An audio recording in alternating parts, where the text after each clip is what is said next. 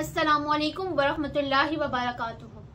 एक बुजुर्ग फरमाते हैं कि मैं हर वक्त दुरूद पाक पढ़ा करता था। एक दिन ख्वाब में हुजूर अकरम सल्लल्लाहु अलैहि वसल्लम की ज़ियारत हुई।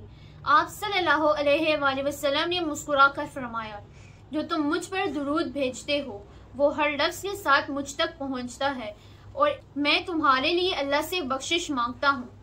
तब से मेरा दिल दुरूद से कभी खाली नहीं होता। सोचने की बात, एक एक दुरूद रसूल सल्लल्लाहु अलैहि वसल्लम तक पहुंचता है और वो हमारे लिए दुआ करते हैं। फिर हमें दुरूद से गाफिल क्यों रहना चाहिए। रोज़ाना 1 मिनट निकाल कर दुरूद शरीफ पढ़ना शुरू करें। अल्लाहुम्मा सल्ली अला मुहम्मद व अला आलि मुहम्मद कमा सल्लैता अला इब्राहीम व अला आलि इब्राहीम इन्नका हमीदुम मजीद। अल्लाहुम्मा बारिक अला मुहम्मद व अला आलि मुहम्मद कमा बारकता अला इब्राहीम व अला आलि इब्राहीम इन्नका हमीदुम मजीद। बहुत शुक्रिया। अल्लाह हाफ़िज़।